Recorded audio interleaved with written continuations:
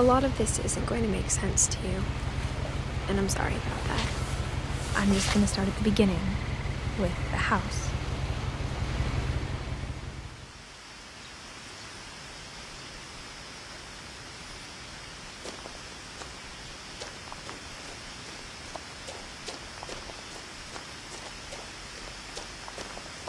I lived here until I was 11, but I wasn't allowed inside half the rooms.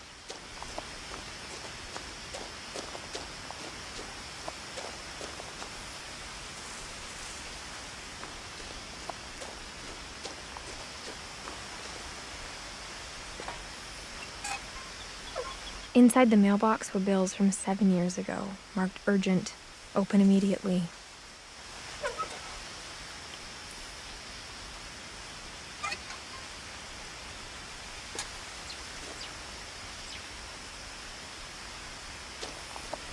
I hadn't been back since my brother Lewis's funeral.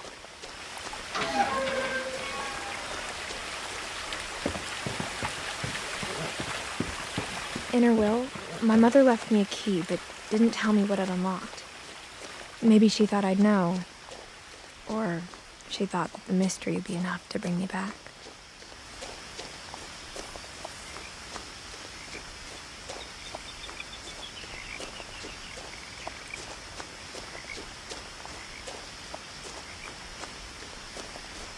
No one had driven this way in a long time, but I saw a few hoof prints.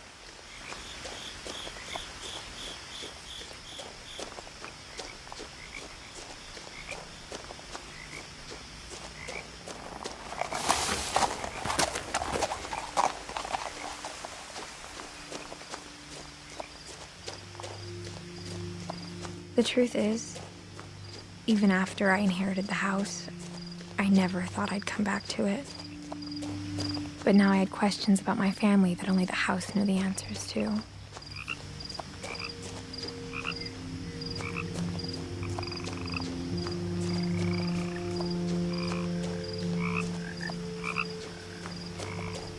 The house was exactly like I remembered it, the way I'd been dreaming about it.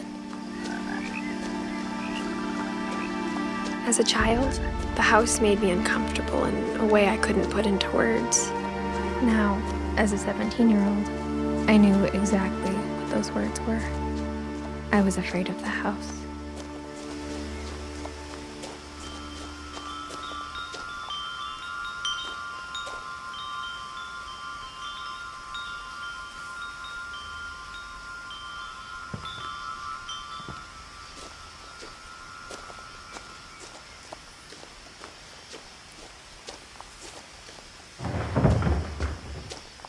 I heard something moving around in the garage.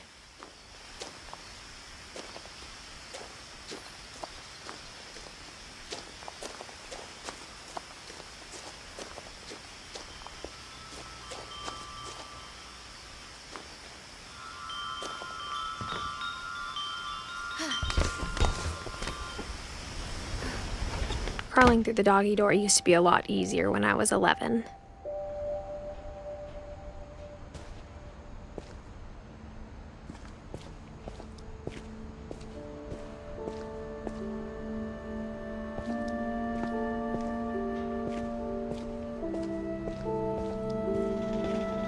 For the first time in years, I felt like I was home.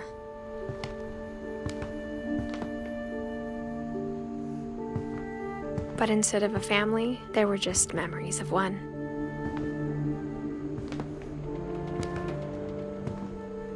Like how only one restaurant would deliver to our house, so we had Chinese a lot.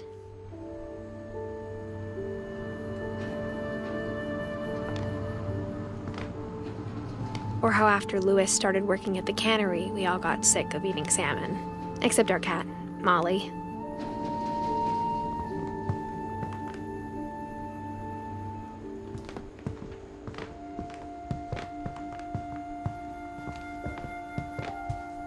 The table was still a wreck from the night we left. Nothing in the house looked abnormal. There was just too much of it, like a smile with too many teeth.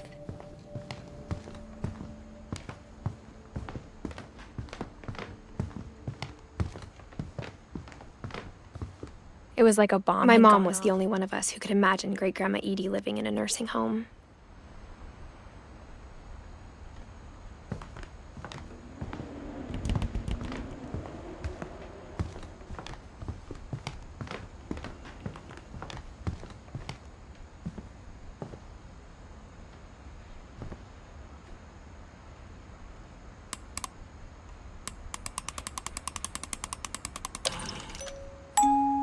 Great-Grandpa Sven built a music box for Barbara, along with the rest of the house.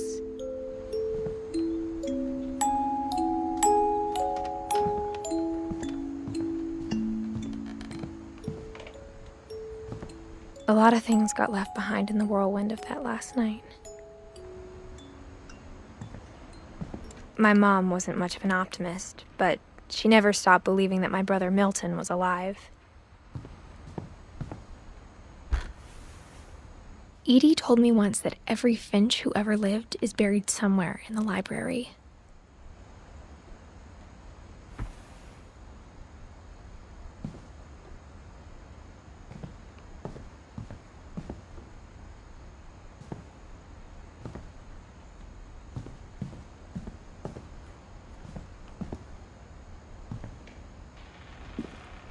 After Milton disappeared, Mom sealed up all the bedrooms. Then Edie retaliated and drilled peepholes.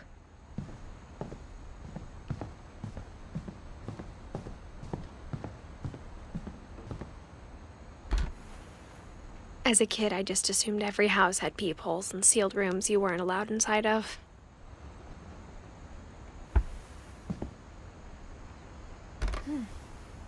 My Grandpa Sam spent 7 years sharing a room with his dead brother, Calvin.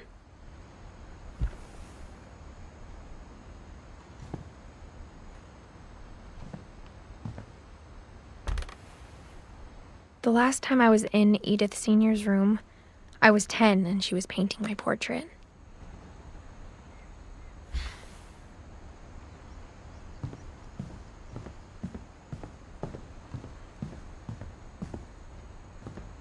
Whenever people ask me about my family, the first thing they always want to know about is Barbara. Edie's father, Odin, built the original house.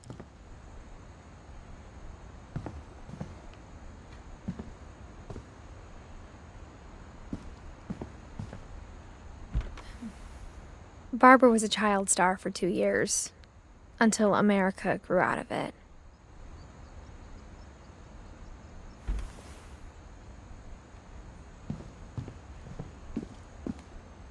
Mom must have locked the third floor stairs on the night we left.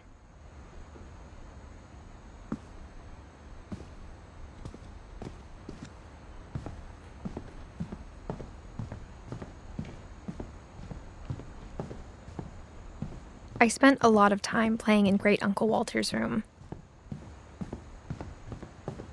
I think my mom sometimes regretted not sealing it up.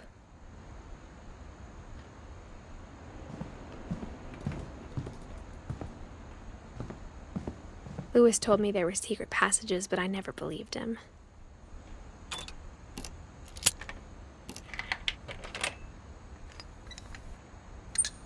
Turns out, my mom was really good at keeping secrets. Now it was time to find out what my mom had been afraid of.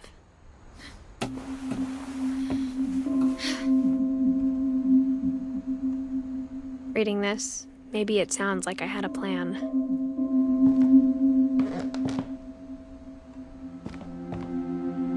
From the paintings on the wall, it was clear my brother Milton had been here before me.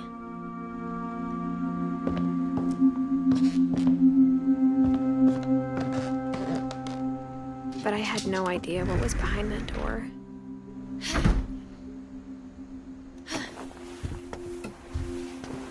Just like I had no idea where all this was gonna lead.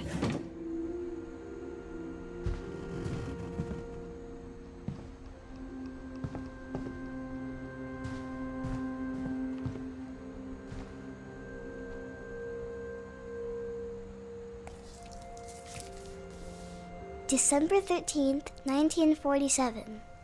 Dear Diary, I'll be gone soon, but I wanted to tell somebody about what's gonna happen. It started when Mom sent me to bed without dinner. I woke up and I was starving, so I looked around for something to eat.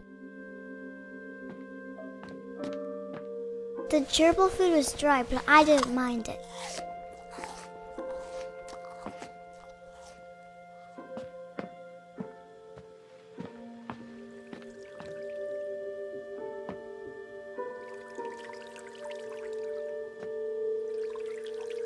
I thought about eating Christopher, but I held back.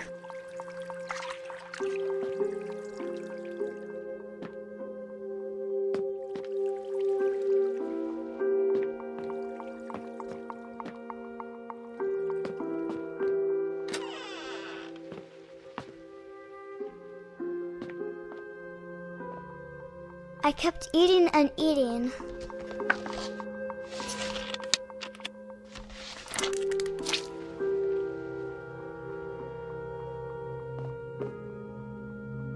I ate a lot of things that night.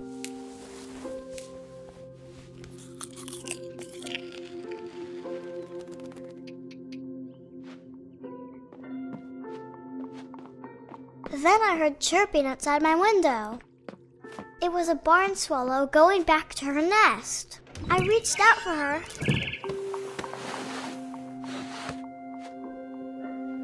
And suddenly, I was a cat.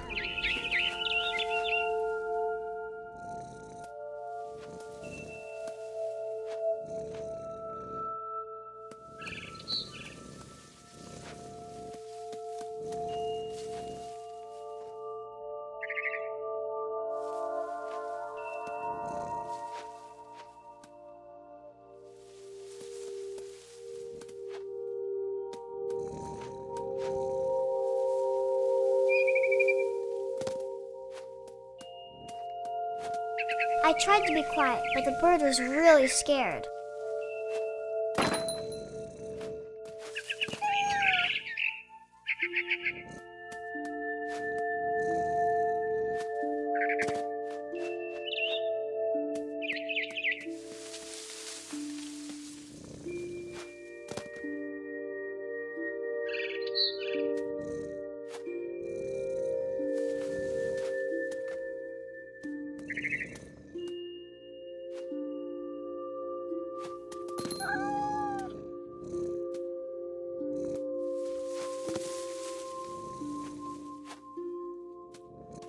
Mom and Dad didn't even look at me.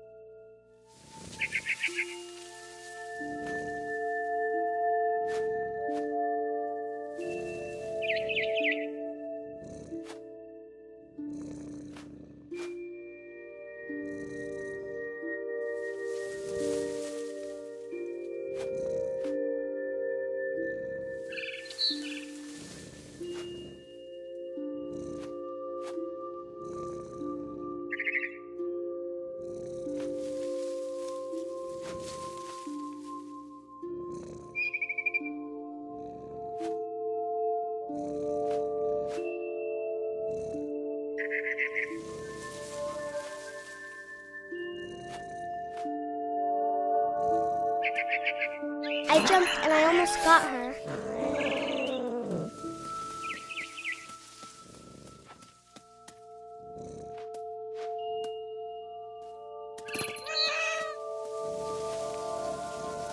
I could tell she was getting really tired.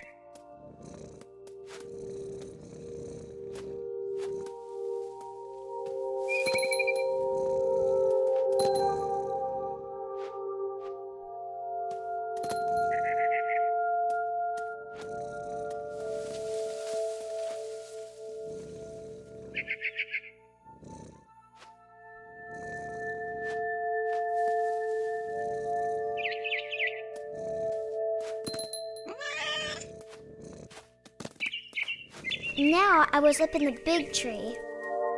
I promised Dad I wouldn't climb it anymore.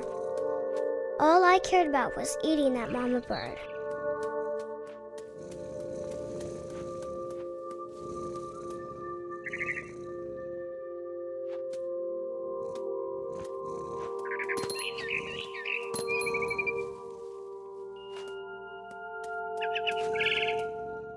I gobbled her up. And suddenly, I was an owl. First, all I heard was the wind. Then I heard little teeth nibbling in the grass.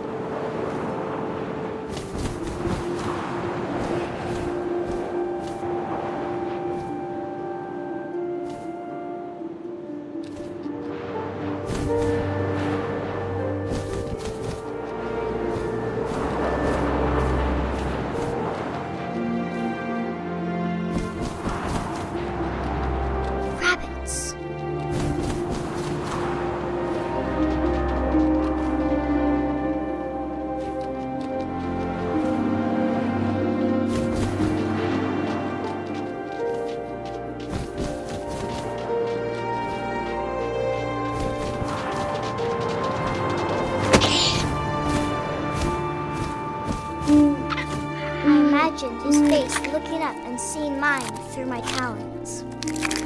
I swallowed him up, and I didn't chew one bit. Then I flew off to find something bigger.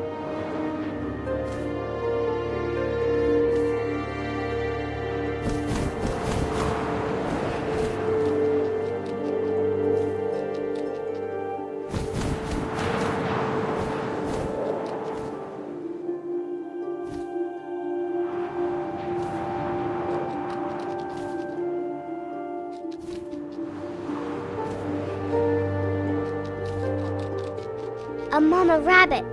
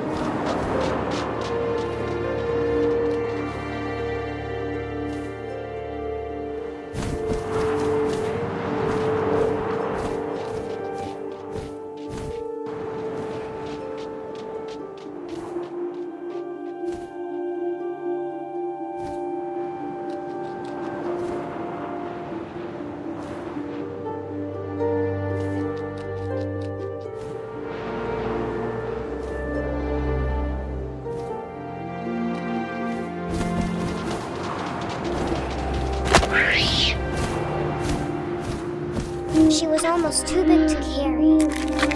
I started choking, but I couldn't stop eating. And suddenly, I was a shark!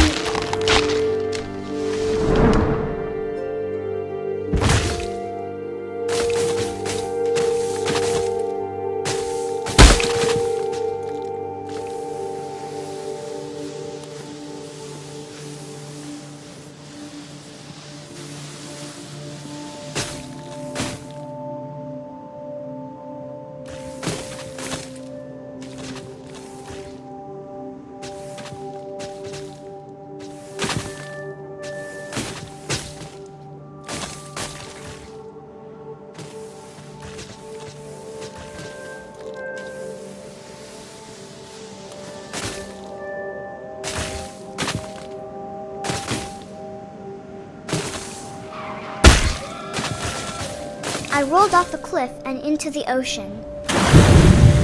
Now, I was hungrier than ever.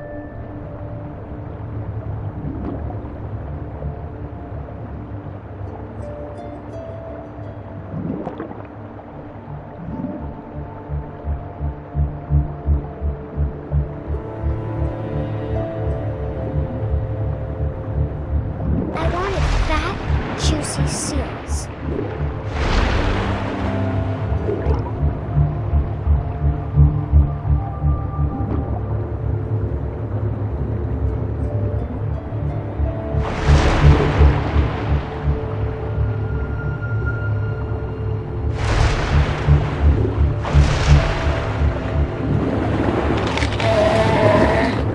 I tore off her flipper and it tasted really good.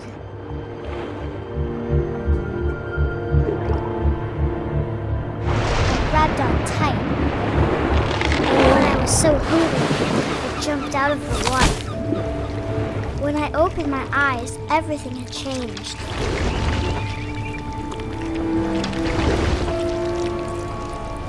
Now I was a monster, and I smelled people everywhere.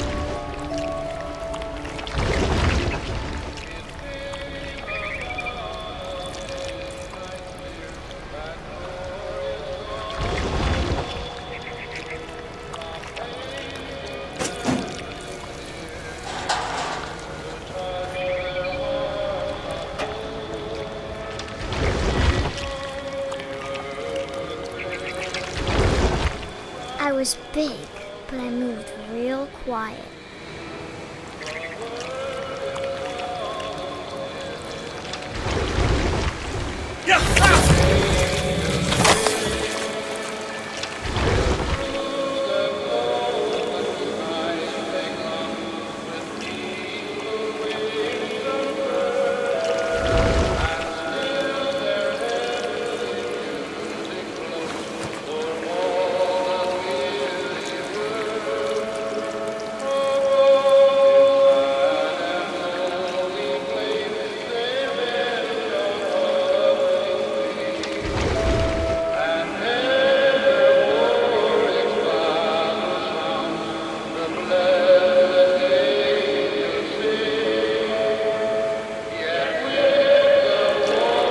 I wanted to stop, but also I didn't.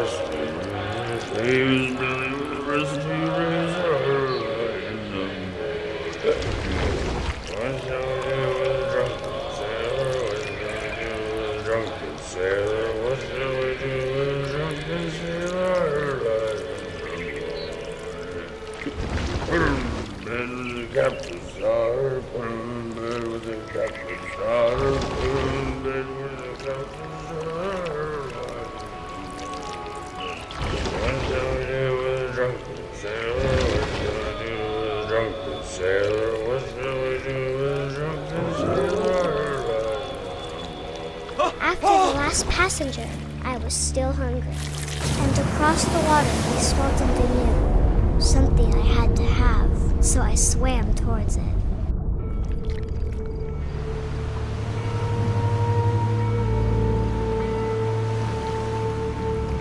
I slithered onto the sand, and the good smell went into an old pipe.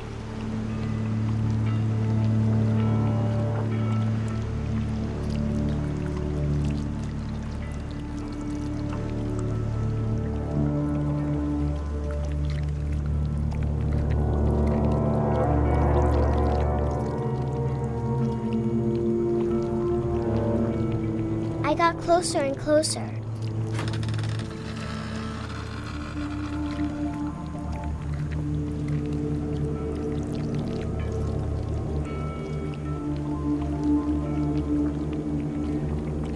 All of my stomach started growling.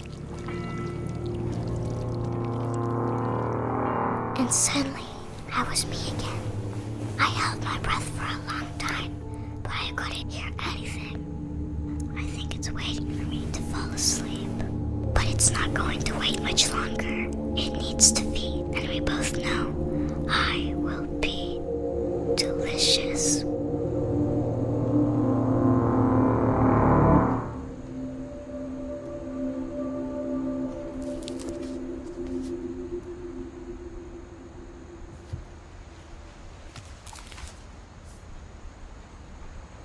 I'm not sure if I believed all of that, but I'm sure Edie would have.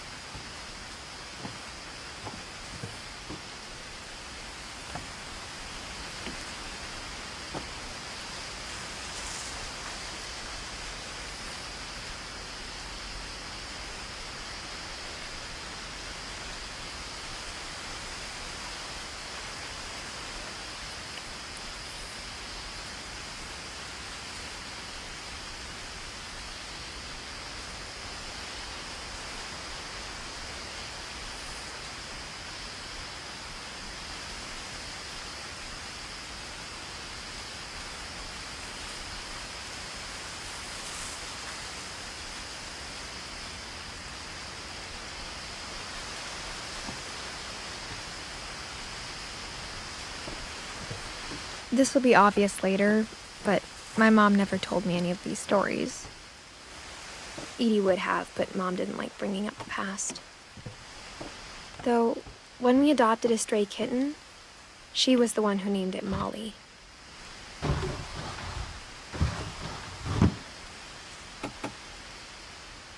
I spent a lot of time in Great-Grandma Edie's room. When Edie told people Sven was killed by a dragon, she could also have said he was building a dragon-shaped slide that collapsed. Her room was like a museum. For 500 years, the Finches have been famous throughout Norway for their fortune and misfortune.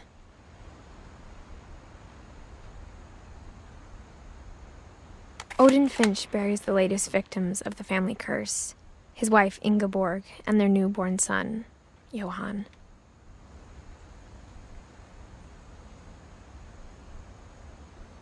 On January 7th, 1937, he set sail with his family and his house, hoping to leave the curse behind. But 40-foot waves off the coast of Washington send the house and Odin to the bottom of the sea.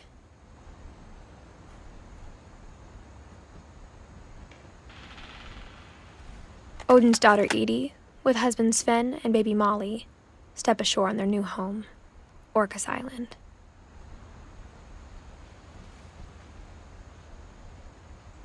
Odin Finch is the first to be buried in the new family cemetery.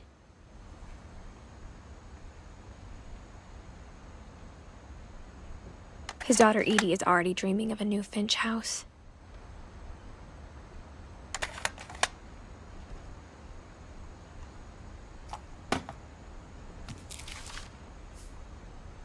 Whatever's wrong with this family, it goes back a long ways.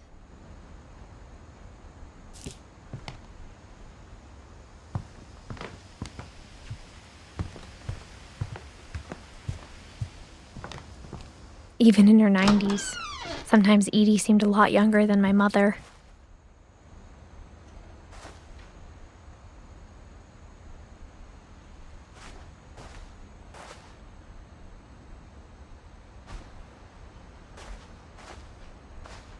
The only trace Grandpa Sam's first wife, Kay, left on the house was the pink bathroom. It was a pretty big trace.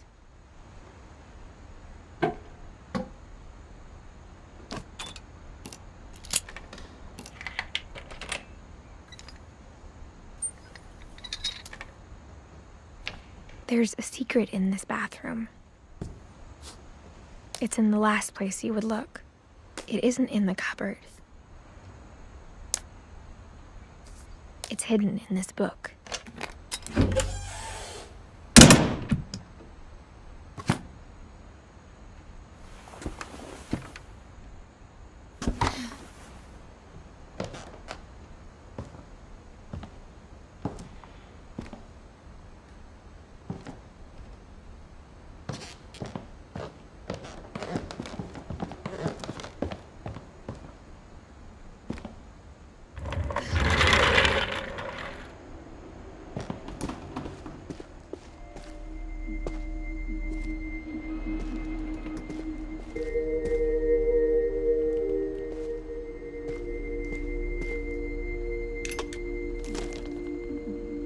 And that he never talked about him. I guess my grandpa didn't like history any more than my mom did.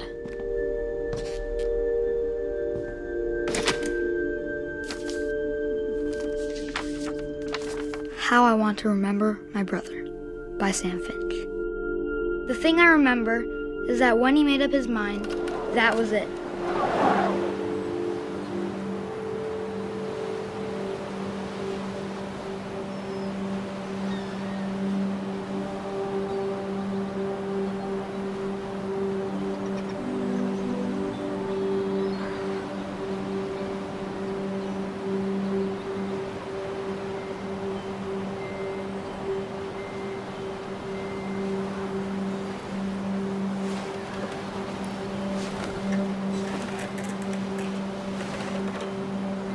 My brother said he'd die before he ate another mushroom, and he did. At Barbara's funeral, we swore we'd never be afraid again, and he wasn't. I think Calvin always wanted to fly.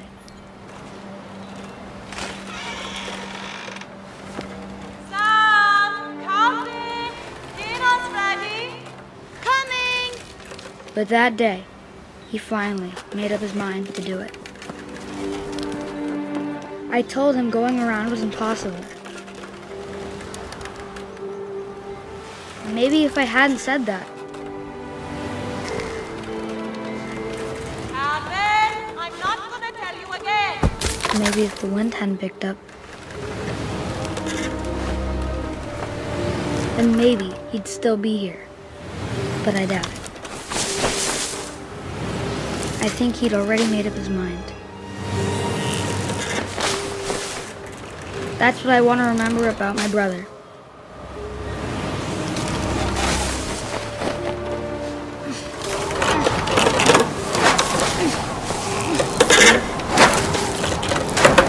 The day he made up his mind to fly.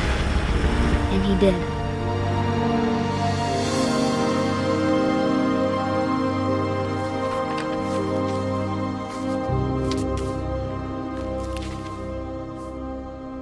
Calvin's story felt strangely familiar. When I was younger, I remember trying to do the exact same thing.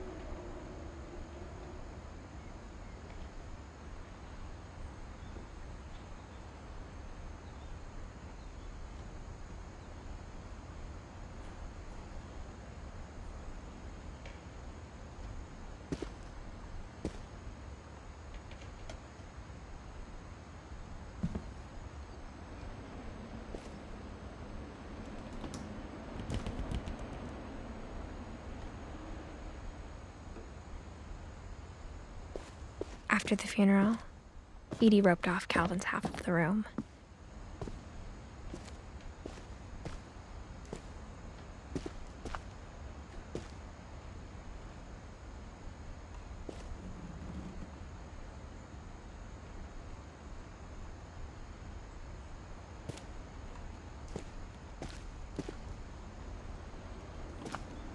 Mom said Grandpa Sam enlisted at 18 and never set foot in the room again.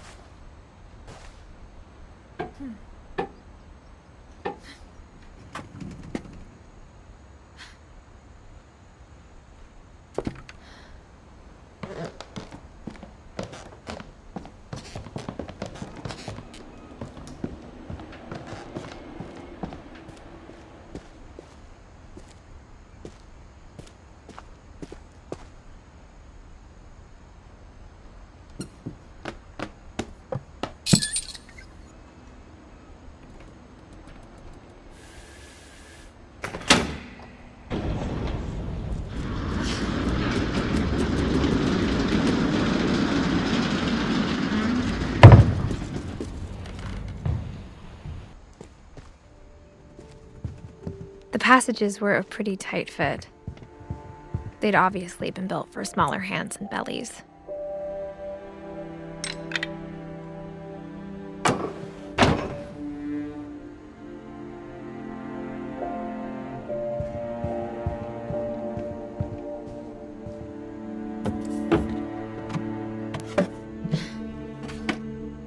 Growing up, I always thought of Barbara as a child star.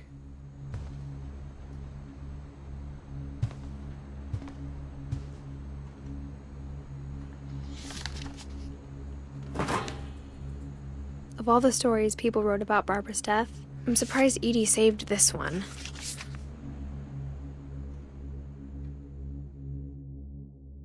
Old Jack here with another ghastly tale inspired by America's most unfortunate family. I'm calling it The Surprise Ending of Barbara Finch. As a child star, Barbara was famous for her scream. Now at 16, she was all washed up. A has-been. But in a lucky break, she'd been asked to perform her signature scream at a local convention for monster movie fans. It was just the boost her career needed. Unfortunately, her scream hadn't aged well. Getting better. I think you just need the right motivation. Her biggest fan and current boyfriend, Rick, was about to demonstrate when... Now that was a great scream. It was Barbara's father, Sven. He'd slipped into a table saw and had to be rushed to the emergency room. So Barbara got stuck babysitting her youngest brother, Walter. Her convention comeback was cancelled. Okay, I'm hearing frustration, but I'm not hearing terror. What if I tried... A gang of hoodlums in Halloween masks have been terrorizing Orcas Island tonight. Police are urging residents to... That came from the basement. You're right! Also, I loved your delivery on that. Why is your basement door locked? Because my dad likes making puzzles and secret passages. There's a key hidden in the music box. The secret is to keep winding and winding until finally the key pops out. Thanks, babe. I'll be back in a sec. 20 minutes later, Rick hadn't returned. So Barbara went to look for him, right on cue. She reached for the music box. Key, she listened for Rick, but the house was silent.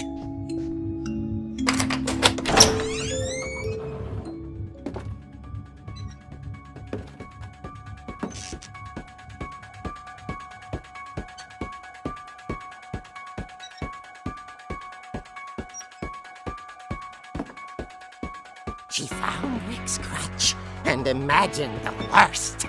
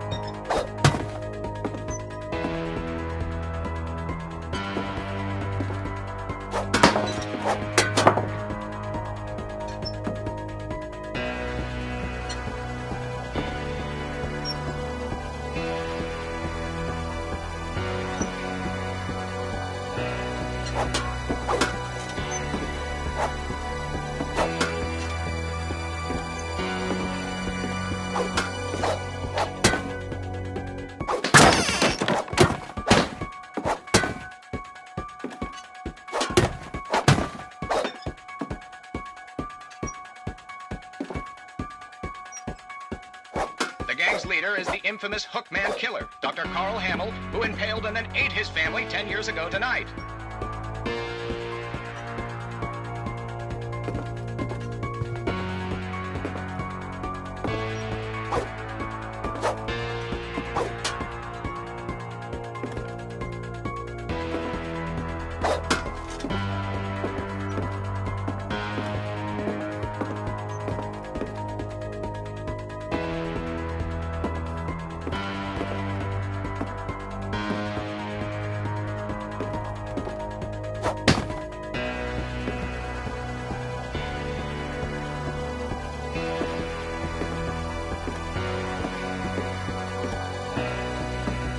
The old fridge rattled and grew still. Oh dear! Oh! Rick? Barb, relax. I was just trying to scare you to help you find your scream. Well, I'm not scared, Rick. I'm furious. Then act furious. All I'm getting from you now is that you're hurt and confused and you're... She threw him out, but she kept a little something to remember him by. Barb, have you seen my other crutch?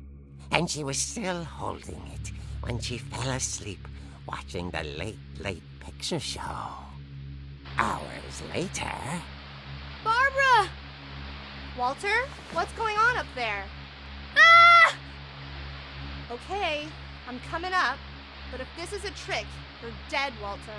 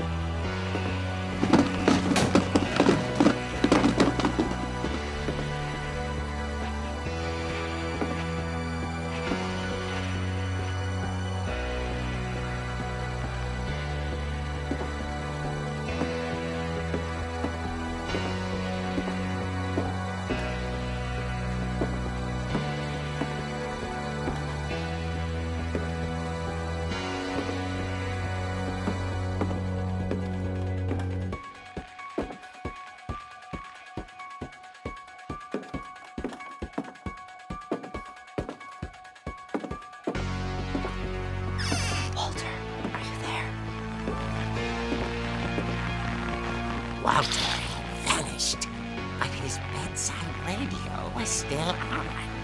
Orcas Island police describe the man as 6 feet tall, with a steel hook for a hand. Residents are urged to lock all doors and windows and notify the police of any suspicious activity. Barbara turned, saw the Hookman, and was speechless. He was quite smashing. And he was. He couldn't get enough of Barbara. Okay, Barbara, there's gotta be another way out of here.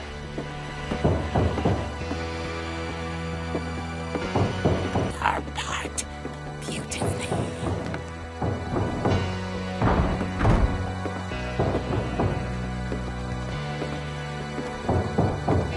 She thought about abandoning Walter, but just couldn't do it.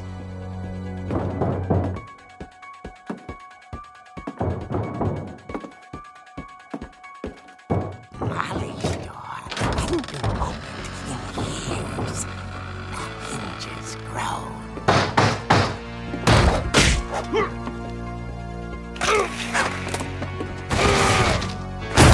He wasn't moving, but she sensed the story might not be over yet.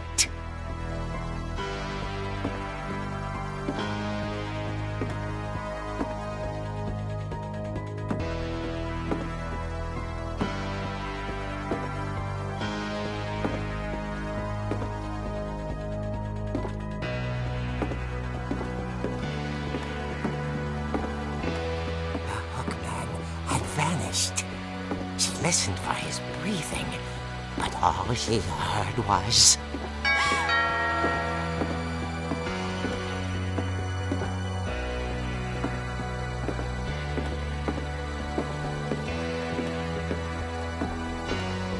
Someone at the door was dying to speak to young Barbara. At the door, she heard whispering. It was coming from inside the house.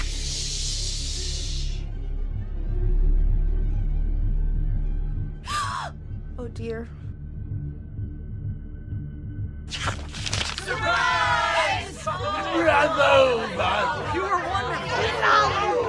monsters had come to surprise her. For Barbara, it was a dream come true. Then she saw what kind of monsters they were, and she realized what was about to happen. She was going to be famous.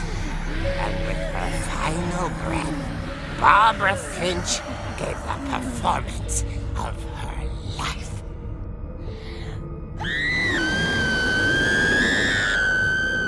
I wasn't there myself, but I hear Barbara was magnificent. Poor girl. She had a taste for stardom. But unfortunately, so did her fans. Of course, the police blamed it all on poor Rick, who disappeared the same night. And little Walter? Hiding under his bed the whole time. He took it all pretty hard, but that's another story. As for Barbara, tucked inside the music box is all they ever found of her. Her ear.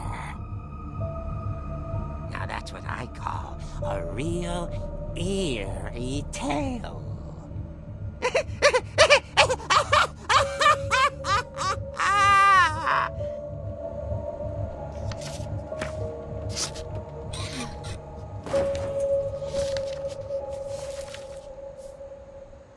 Edie told me all Barbara wanted was to be remembered, as absurd as that comic was. Maybe what Edie saw was a happy ending.